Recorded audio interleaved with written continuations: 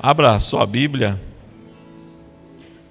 ou ligue sua Bíblia lá em Atos, capítulo 3, a partir do versículo 1. Atos dos Apóstolos, capítulo 3, versículo 1. Atos é logo após os 4 evangelhos. Se você achar Mateus, Marcos, Lucas e João, é o próximo livro. É o livro onde a gente vê a atuação plena do Espírito Santo na vida de todos os apóstolos ali, todos que se derramaram na presença de Deus. Amém? Todos acharam? Na minha versão diz assim: Pedro e João subiam junto ao templo à hora da oração, a nona, e era trazido um varão, desde o ventre de sua mãe era coxo, o qual todos os dias punham a porta do templo chamada Formosa, para pedir esmolas aos que entravam. E vendo a Pedro e João que iam entrando no templo, pediu-lhe que desse uma esmola. E Pedro, com João, fitando os olhos nele, disse: olha para nós. E olhou para eles, esperando receber alguma coisa. E disse Pedro: não tenho prata nem ouro, mas o que tenho, isso te dou. Em nome de Jesus Cristo, o Nazareno, levanta-te e anda. E tomando pela mão direita, o levantou, e logo seus pés e tornozelos se firmaram, e saltando ele, pôs-se em pé, e andou, e entrou eles no templo, andando e saltando, e louvando a Deus. E todo o povo o viu andar e louvar a Deus. Amém? Pode sentar, querido. Queria te perguntar se há 10 anos atrás Deus chegasse para você, te revelasse e falasse que você estaria hoje neste lugar, ou neste trabalho que você se encontra hoje, ou nesse negócio que você tem. Se Deus falasse isso há 10 anos atrás para você, você iria acreditar? Será que você iria estar convicto? E quando eu leio essa passagem, eu vou falando um pouco mais da vida de Pedro, apesar de eu gostar mais do apóstolo João, eu chamo de Joãozinho, mas pegando a vida de Pedro, o que Pedro era antes? Para a época, um simples pescador. E um dia Jesus encontrou ele, pescando. E se Jesus chegasse para Pedro e falasse: Pedro, você vai deixar de ser pescador, você vai andar comigo por 3 anos e meio, eu vou morrer, você vai me negar, mas você vai deixar de ser um pescador de peixes para ser um pescador de homens. Será que Pedro acreditaria nisso? Será que Pedro não falaria assim: mas eu só sei pescar, eu sou inculto, eu não sei falar? E na primeira mensagem de Pedro, ele já converteu 3.000 pessoas. E se Deus chegasse para você e falasse assim: daqui a tantos anos vai acontecer isso, isso e isso na sua vida. Sua vida vai dar uma volta de 180 graus, vai mudar o teu rumo, você não vai estar mais aqui, você vai estar em outro lugar e você vai trabalhar para mim. Como será que você receberia essa notícia? E Pedro era um simples pescador de peixe, pelo que eu entendo, de um gênero difícil, turrão, mas Jesus o escolheu. E Jesus não sabia dos defeitos de Pedro e de todos os apóstolos? Claro que sabia. Mas mesmo assim, Jesus o escolheu. E ele andou com Jesus por 3 anos e meio. E ele falou algumas coisas que marcaram, Ele falava assim: Jesus, onde você for, eu irei. Se for para morrer por você, eu vou morrer. E na primeira vez, Jesus sabendo de tudo, Jesus falava assim: Pedro, você vai me negar por 3 vezes. Em menos de uma hora, talvez. E todos vocês conhecem a história que Pedro negou Jesus por 3 vezes. Falou assim: não, eu não andei com ele, eu não o conheço, eu não sou Galileu. Mas algum tempo atrás, ele falava que morreria por Jesus. E se você ler os evangelhos, se não me engano, no final do capítulo de João, depois que Jesus ressuscitou, depois que aconteceu tudo isso na vida de Pedro, que ele chegou a falar: você é Jesus, o Filho de Deus, foi usado pelo Espírito Santo, expulsou o demônio, participou, ele era um dos mais achegados a Jesus, sempre Jesus chamava os 12, mas quando era alguma coisa mais especial, Jesus chamava os 3, né? Pedro, João e Tiago, e sempre o Pedrinho estava lá junto. E alguns anos, e depois que aconteceu tudo, Jesus morreu na cruz e ele ressuscitou, e ele não tinha aparecido ainda. Quando você vai ler o final do capítulo de João, Pedro fala assim para os seus discípulos, amigos: vou pescar, vou voltar ao que eu era antes. E Pedro voltou a pescar juntamente com João, e de repente aparece Jesus ressuscitado diante daquele mar, chamando eles. Falou assim: vocês têm peixe? Né? Joga a rede para o lado lá, e pegaram um monte de peixe. E quando João viu, falou assim: é o mestre, né? E vocês conhecem a história, e Pedro estava envergonhado porque ele tinha negado a Jesus 3 vezes. E lendo o texto, Jesus fala para ele assim: cuida das minhas ovelhas. Cuida das minhas ovelhas. E um pouco antes, Jesus falava assim: Pedro, quando você se converter, Pedro, cuida das minhas ovelhas. Andou 3 anos e meio com Jesus, mas não tinha se convertido. E o próprio Jesus fala assim: Pedro, quando você se converter mesmo, você cuida das minhas ovelhas. Aí eu vou para esse texto aqui de Atos, e aqui eu já vejo um Pedro totalmente novo. Aquele Pedro que pescava peixe vivo para morrer e comer, agora ele está pescando homens mortos e trazendo a vida, pregando a vida para eles. E quando a gente vai ali para o primeiro versículo que nós lemos, Pedro e João subiam ao templo, a hora da oração, a hora 9, ou seja, às 3h da tarde. E eu já posso reparar que Pedro começou com uma vida de oração. Algum tempo atrás, Jesus chamou eles para orarem no Getsêmani, e na oração eles dormiram por 2, 3 vezes. E Jesus falou assim: poxa, nem uma hora vocês puderam orar comigo? E agora eu vejo um Pedro diferente, que ele vai orar. Então ele foi buscar a hora 9, e é às 3h da tarde. Mesma coisa que Daniel fazia, orava 3 vezes ao dia. E é através da oração que nós conseguimos as bênçãos do Senhor. Se nós formos lá para a parábola do juiz iníquo, a gente vê que aquele juiz não temia a Deus, não dava bola para homens, e foi o próprio Jesus que contou essa parábola.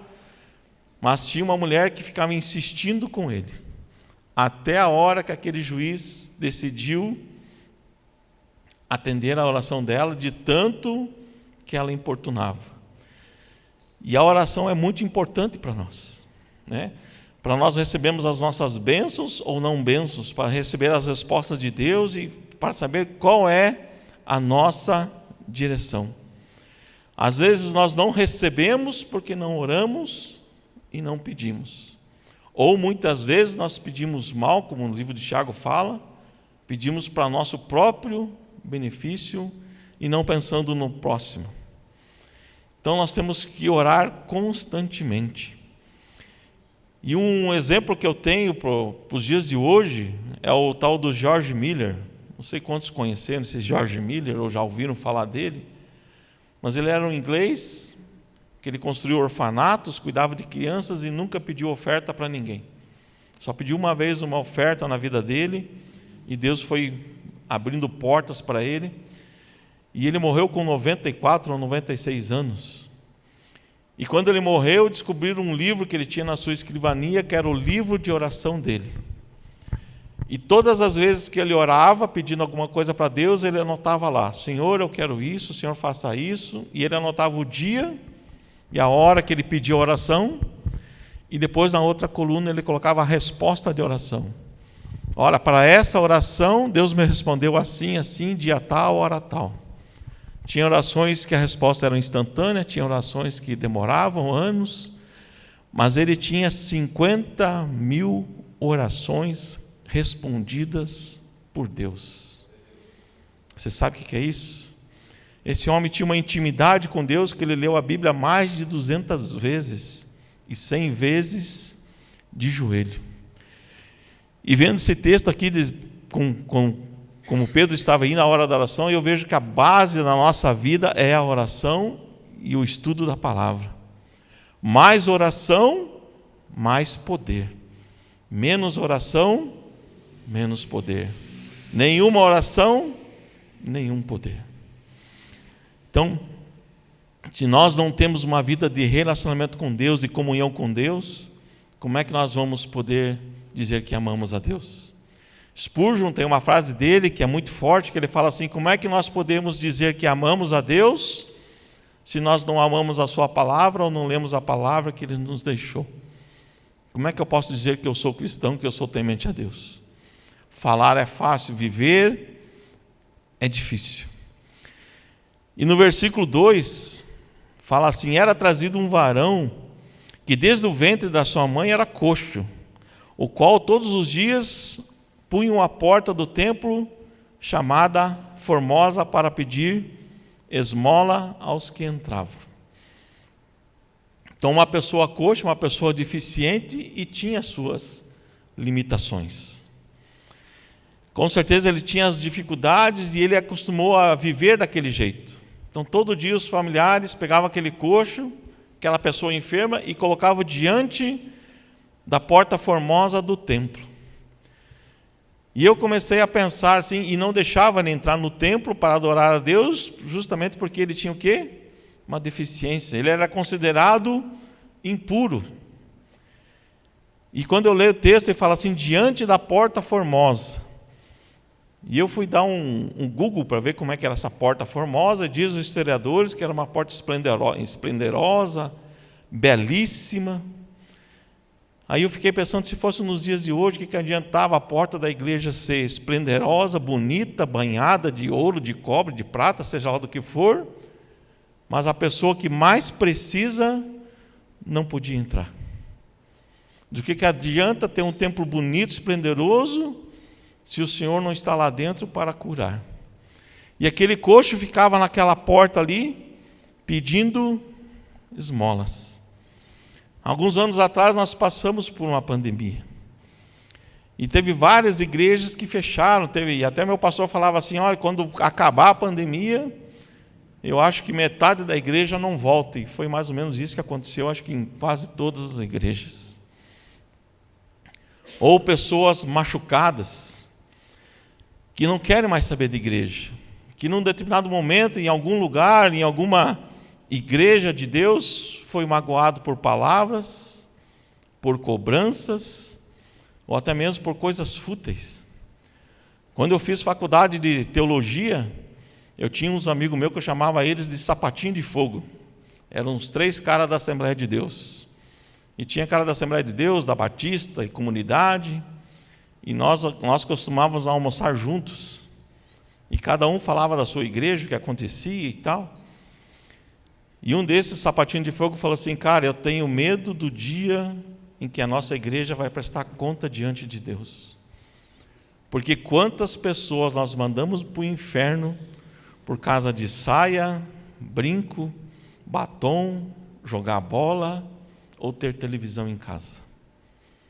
É a igreja que feriu as pessoas, ou seja, a religião feria as pessoas. Talvez tenha alguém no nosso meio aqui ferido por causa da religião. Porque um dia te cobraram uma coisa que você não podia fazer, ou cobraram uma vestimenta, ou cobraram uma oferta, alguma coisa que Deus não estava ligando para isso. Deus está ligando para a sua vida, para a sua adoração, para a sua entrega. Deus quer te curar. Então, o que adianta ter uma igreja com uma porta formosa, se o Espírito do Santo de Deus não age? Se naquela igreja há uma religião. E quando nós vamos para a hora do Getsêmani, quando foram prender Jesus, o que Pedro fez? Tirou uma espada e cortou a orelha do Malco. Né? Religião. Ele quis se defender a Jesus com suas próprias mãos, seu próprio jeito, mas ele estava o quê? Com uma espada. E eu pergunto, o que Pedro, andando com Jesus, estava fazendo com uma espada? Por que ele estava com uma espada naquele lugar? E ainda bem que ele era pescador, né? Porque se fosse espadachim, talvez ele tivesse matado o Malco. Mas ele sabia pescar, ele não sabia usar uma espada. E a religião cortou a orelha de Malco. E muitas vezes a religião nos impede de chegarmos a Deus. Muitas vezes a religião nos impede de termos uma comunhão com Deus. Aquele coxo não podia entrar no templo, não podia adorar a Deus, porque eles achavam que ele era impuro. E alguns anos antes, Jesus entrou no templo e expulsou aqueles marcadores, falando: vocês estão fazendo da casa do meu pai casa de covis de ladrões. Ou seja, os coxos já estavam dentro da igreja. E aquele coxo que precisava de cura não podia entrar. E esses dias eu vi um vídeo de um cara que pôs uma mesa numa praça e colocou: se você foi ferido pela religião, converse comigo. E várias pessoas foram conversar com ele. E as pessoas saíam dali chorando. Então, quando essas pessoas se magoam com pessoas, mas não foi Jesus que fez isso. Não foi Jesus que desembainhou a espada. Não foi Jesus que falou que você, para adorar a Deus, você tinha que vestir vestimenta tal, você não poderia fazer isso, não poderia fazer aquilo. Muito pelo contrário. A igreja hoje precisa curar os coxos, os feridos de coração, os feridos de almas. Tem muita igreja, tem muitas pessoas que se machucaram e trocam de igreja e vai lá e acontece coisa pior, e se machuca e sai. Mas eu quero falar para você que não é a igreja culpada. Não é Jesus que é o culpado. Não foi o pastor de vocês que morreu naquela cruz, ou quem quer que julgou cada um de nós. Foi Jesus Cristo que morreu naquela cruz. Não foi Ele que pôs um jugo pesado em nós para servirmos a Deus. É os homens que põem esse jugo sobre nós. E Satanás muitas vezes usa desse jugo para te tirar do caminho, para fazer com que você não ore, não busque a Deus, não tenha poder, não tenha autoridade, não tenha principalmente intimidade com Deus. Eu lembro de um pastor que chegou um homossexual para ele. E ele sabia que era homossexual. Tá, esse testemunho está até no meu Instagram lá. E aquele homossexual falou assim: eu quero me batizar, pastor. E aquele pastor, sabendo da situação, ele disse: poxa, como é que eu vou falar com essa pessoa? E ele pediu sabedoria no Espírito Santo em oração, e Deus deu estratégia para ele. Ele falou a mesma coisa que agora esqueci o nome do apóstolo que batizou o cara no rio lá, o etíope, Felipe, né? Tem água, o que me impede de ser batizado? E ele falou assim: você crê em Jesus Cristo? Você crê que Ele pode perdoar teus pecados, lavar, que Ele é teu único e Salvador? E aquele, né, que era uma mulher vestida de homem, falou assim: eu creio. E no dia do batismo, aquela pessoa veio vestida como homem, se batizou e foi se trocar. E quando ela saiu do banheiro, ela saiu com um vestido, cabelo penteado, passado batom e um brinco. E ele falou assim: Jesus me libertou. Né? Então, aquele pastor podia falar assim: não, você não pode, você é assim, você é assado, ou seja, ia colocar um jugo naquela pessoa. Mas ele pregou o amor de Cristo. Deus nos ama como nós somos. Ele levou sobre si todas as nossas dores, todas as nossas enfermidades. Então, por mais que às vezes a gente fique magoado com pessoas, com a religião, com pessoas que são religiosas, mas Jesus nos perdoou. É Ele a quem nós temos que buscar e adorar. E no versículo 3 fala assim: ele, vendo Pedro e João que iam no templo, pediu para que lhe desse uma esmola. Hoje o mundo clama por salvação. Clama por salvação. Estamos num mês com um tema sobre suicídio e tudo mais. E algumas vezes eu fui trabalhar de motorista de aplicativo em Balneário Camboriú. E volta e meia eu estava lá, quando pegava algum passageiro que era de lá, local, eles falavam: poxa, você viu quem se matou? E eu só escutando, né? Perguntava: eu não conheço porque eu não sou daqui, né? É um advogado famoso. Aí passava um tempo, era um grande empresário construtor que se matou. E assim, e isso era meio que comum lá. Pessoas que, aos olhos do mundo, tinham tudo para ser felizes, tinham bens, mas não tinham Jesus Cristo.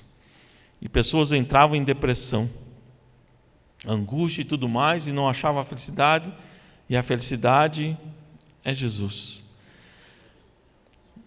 E as pessoas estão sedentas, porque elas estão necessitadas, procurando algo e não estão encontrando.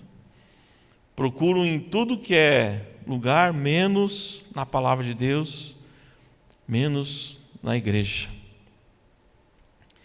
E eu pergunto: como as pessoas nos veem hoje? Será que se alguém pedisse alguma coisa para nós poderíamos dar algo de bom que elas realmente precisam? Será que nós podíamos testemunhar, né? Se alguém chegasse para nós, será que nós podemos falar de Jesus? O que nós temos para oferecer? No versículo 4, Pedro com João, né, fitando os olhos dele, disse assim: olha para nós, olha para mim. Aquele Pedro que antes era inculto, pescador, né, meio sanguíneo, agora ele está falando assim: olha para mim. Paulo fala nas suas cartas: sede meus imitadores, porque eu sou imitador de Cristo. Eu procuro fazer o que ele me ensinou. Então, sede meus imitadores. E Pedro fala: olha para nós, olha para nós, que eu tenho algo para te oferecer muito melhor do que prata e do que ouro. E eu trazendo isso para nós, fico me perguntando: o que eu tenho para oferecer? Se as pessoas olharem para mim hoje, será que elas veem a Cristo? Se as pessoas que olham para mim e me encontram na rua, ou vão lá prestar serviço para mim, ou os meus clientes que vêm lá contratar os meus serviços, será que elas veem a pessoa de Cristo em mim? Ou será que elas vêm desconfiado? Aí eu pergunto para a igreja: se as pessoas olharem para nós, será que elas vão ver Cristo? Pedro, quando falou assim: olha para mim, aquele Pedro do velho homem tinha ido embora. Agora aquele Pedro que negou a Jesus, que tinha medo, que andava com uma espada, não é mais aquele Pedro. Agora é um Pedro que busca a Deus, que ora a Deus, cheio do Espírito Santo, e tem poder, né? Usa a palavra de Deus e usa o poder que Deus lhe deu para curar pessoas. E nós estamos nesses passos? Será que nós estamos orando e buscando a Deus como Ele deve ser buscado e adorado? Será que as pessoas olham para nós e conseguem ver uma diferença da pessoa de 10 anos atrás, 15 anos atrás ou 20 anos atrás para hoje? Será que as pessoas podem chegar para nós e falar assim: cara, como você mudou e mudou para melhor? Como você mudou e mudou para melhor. No versículo 5, e olhou ele esperando receber alguma coisa. Às vezes nós botamos a nossa esperança em algo que não vem do Senhor. O mundo espera um Salvador. O que nós esperamos da nossa vida. O que você espera da vida dos outros? Tem muita gente que fala assim, a minha cunhada foi lá em casa e falou assim, eu não acredito mais no homem. Eu não acredito mais. Mas nós temos que crer em Cristo Jesus e nós temos que fazer a diferença. Nós somos o sal da terra. Nós não somos o caramelo da terra, nós somos o sal da terra. E quando uma pessoa prepara alguma comida, e você vai jantar na casa de alguém, e alguém prepara, né? Esses tempos atrás o João foi lá em casa preparar uma carne lá. E ele preparou uma carne, e a carne estava boa e tal, só que todo mundo falava do cozinheiro, que a carne era boa, o cozinheiro era bom, mas ninguém falava do sal. E é o sal é que faz a diferença. Se ele não colocasse sal, a carne ia ficar horrível. E se ele colocasse sal demais, também a carne ficaria horrível. Mas quando a gente põe o sal na medida certa, ninguém se lembra do sal quando você faz um alimento. Quando se faz um churrasco, ou quando se faz um risoto, seja lá o que for. E a Bíblia diz que nós temos que ser o sal da terra.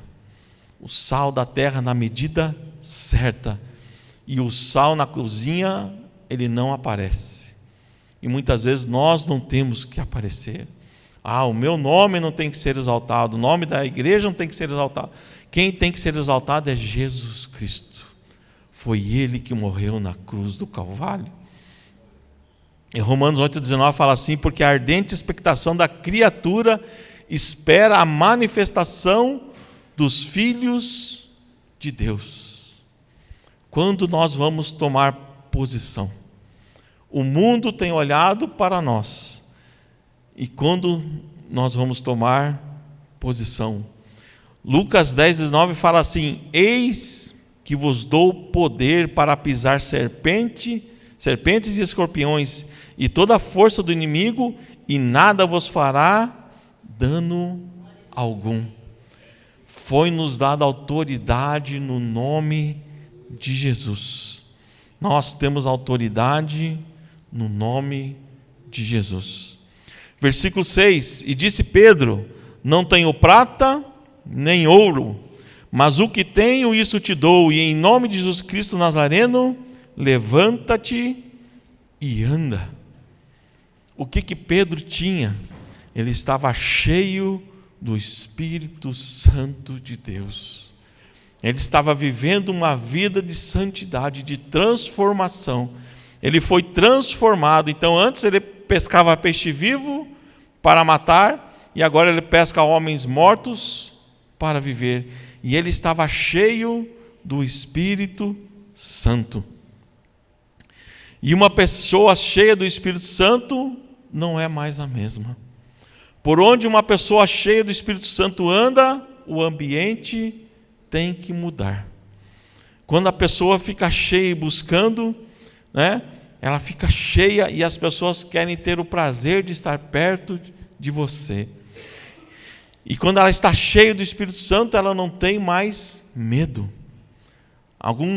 No texto de Atos fala que Pedro foi chamado para um julgamento e quiseram falar para Pedro, Pedro, você para de falar dessa nova religião, desse novo Jesus.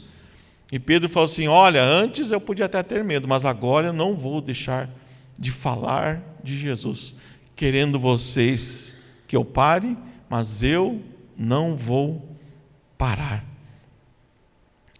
E aqui, quando Pedro fala assim, não tenho prata nem ouro, mês passado, se não me engano, eu fui fazer um treinamento em Joinville, fui dar um treinamento, e nesse treinamento conheci umas pessoas, e uma pessoa me falou assim, cara, você já vai para Curitiba hoje à noite? Eu falei, não, eu vou amanhã depois do meio-dia. E essa pessoa me chamou, cara, então você consegue estar 8 horas da manhã em tal lugar? Eu falei, cara, consigo, né? Ele falou assim, cara, quero te mostrar uma coisa que acho que talvez você nunca tenha visto, e realmente eu nunca vi um negócio daquele. Ele só falou assim para mim, para teu carro na rua, não tem problema, você me avisa, você vai entrar. E aqui talvez os homens me entendam mais. E eu entrei na garagem de um senhor, né? E já na garagem de baixo ele disse: cara, eu trabalho para esse cara algumas vezes e ele tem alguns carros. E eu queria que você visse. E quando eu entrei naquela garagem, fui na parte de baixo da garagem. E já de cara tinha um Golf, uma Land Rover, 3 Mercedes e um Canambec Citroën. Né? Para quem é homem e gosta de carro, já fica assim, cara, que garagem maravilhosa. Se eu tivesse só uma Mercedes daquela, né? E tinha um Audi RS, que é um Audi, né, todo equipado, esportivo e tal. E daí fiquei ali conversando com eles, e o cara me mostrando, tirando algumas dúvidas do produto que eu fui mostrar lá, que eu fui dar o treinamento. E estava o gerente ali daquela garagem. Daí ele falou assim: não, cara, vamos subir lá que eu vou te mostrar o resto da garagem. Eu falei: nossa, mas tem mais? Aí subimos na parte de cima, ele falou assim: Alex, acenda as luzes. Eu nunca tinha visto isso. Parecia aqueles filmes americanos, assim, acendendo as luzes. Aí eu sei que o homem vai entender. O primeiro carro que tinha aqui parado era um Bentley. O segundo carro, uma Porsche Cayenne. Tudo top de linha. Depois vinha 3 Porsches 911. 3 Porsches, um do lado do outro, assim, um cinza, um azul, um branco. Aí tinha um Fusca todo equipado. Aí lá no canto tinha uma outra Mercedes, e o cara me falando: ó, essa Mercedes aqui foi o carro da Ayrton Senna, que não sei o que, tal. Aí depois vinha 2 Mercedes top de linha, uma diferente da outra. Aí vinha uma Lamborghini, uma Ferrari e para cá um Opala. E daí o resto da garagem tinha lá uma mesa de churrasqueira, uma mesa para 20 pessoas. Uma coisa do outro mundo. E quando eu estava saindo, o dono de tudo aquilo lá estava chegando com outra Ferrari. E quando eu comecei a ler esse texto, eu fiquei pensando: poxa, quando Pedro falou assim que eu não tenho prata nem ouro, eu me lembrei daquela garagem que eu vi. Não sei quantos milhões tinha ali. E eu fiquei pensando: poxa, esse cara, né, o dono disso aqui tem várias coisas. E o gerente da garagem me falou assim: ó, quando ele está angustiado, não sei o que, ele vem para cá e ele fica aqui sozinho nessa garagem. Aí eu me coloquei no lugar de Pedro aqui. Eu não tenho prata, não tenho ouro, mas o que eu tenho, eu estou feliz com o que eu tenho. Eu sou mais rico do que aquele homem, porque eu tenho Jesus Cristo na minha vida. Como o irmão disse, nada me faz falta. O Senhor é o meu pastor e de nada eu tenho falta. Amém? Por quê? Porque o Espírito Santo ferve na minha vida. Eu amo estudar a palavra de Deus. E eu gosto de ensinar a palavra de Deus. E eu tenho lá os meus alunos que eu ensino métodos de estudo bíblico. E eu fiquei alegre no meu coração quando uma menina lá, uma aluna, falou assim: olha, pastor, tem vários pastores que nos ensinam aqui a palavra de Deus. Ensina o livro de Atos, Pentateuco, né? Todos eles têm um especial, todos eles são dedicados.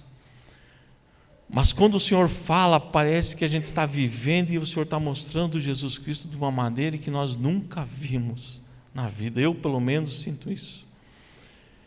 E eu fico pensando nessa passagem: olha, eu não tenho prata, eu não tenho ouro, mas o que eu tenho, eu te dou. E quanto mais nós compartilhamos, mais nós nos enchemos.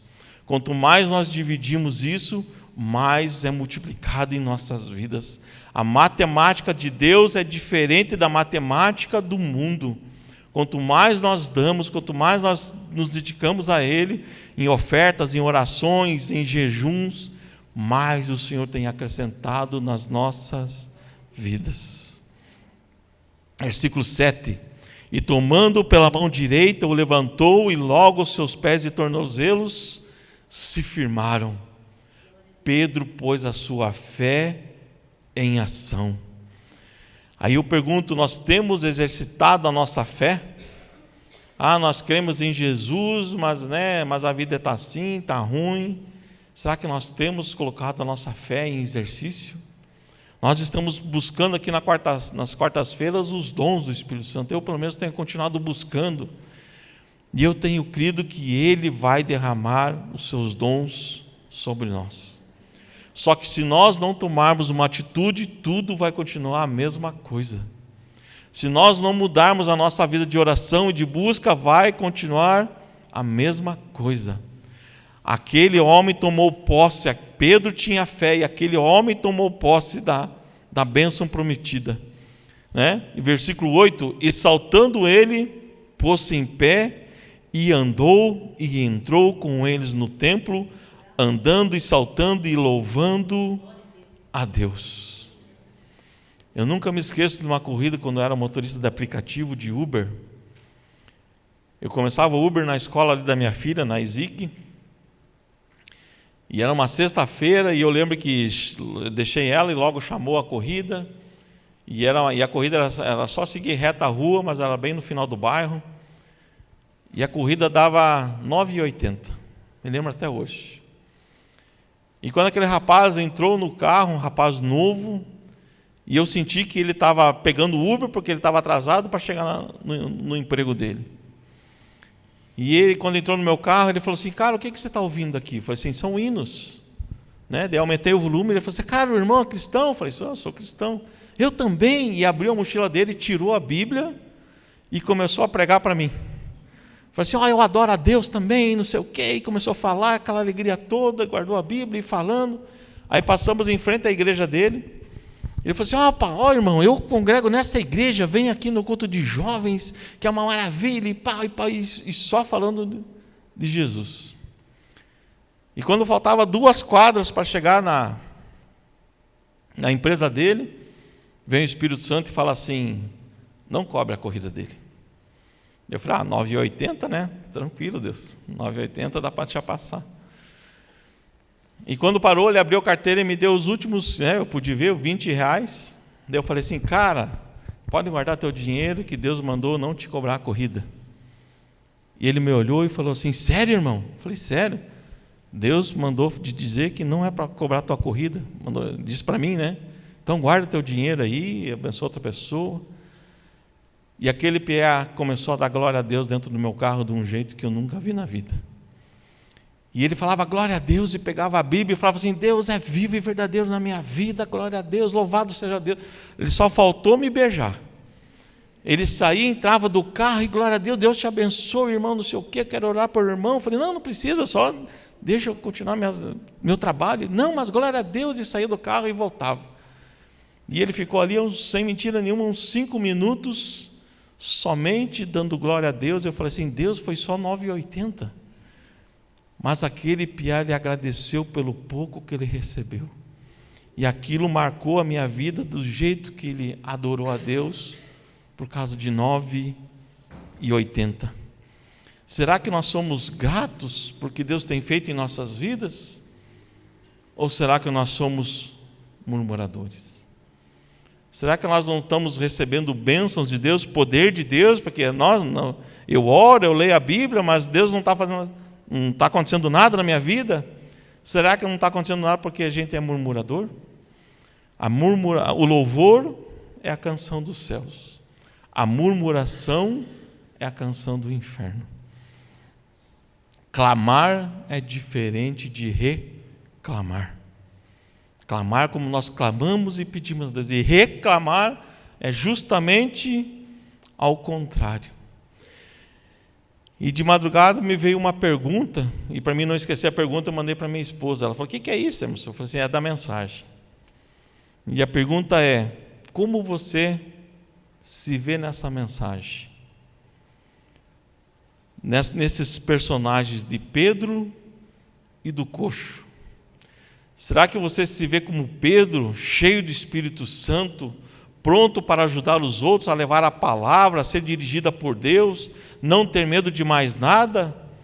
Ou será que você se vê como um coxo, porque um dia eu fui ferido, um dia eu fui machucado, e eu não consigo perdoar, e a mágoa é grande na minha vida?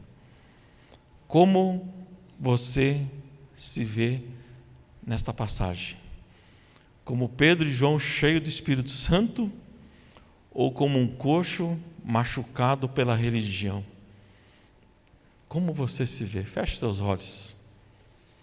Eu não sei como é a sua vida, como foi a sua vida há 10 anos atrás, 15 anos atrás, mas hoje você está aqui. E a decisão é sua. Como vai ser daqui para frente? Você vai querer ficar diante de uma porta formosa recebendo esmola? Ou você quer receber a cura de Deus na sua vida? Ou você quer ser mais ousado e ser usado pelo Espírito de Deus? Pelo Espírito do Senhor, ser cheio do Espírito Santo. Como você quer viver o resto da sua vida?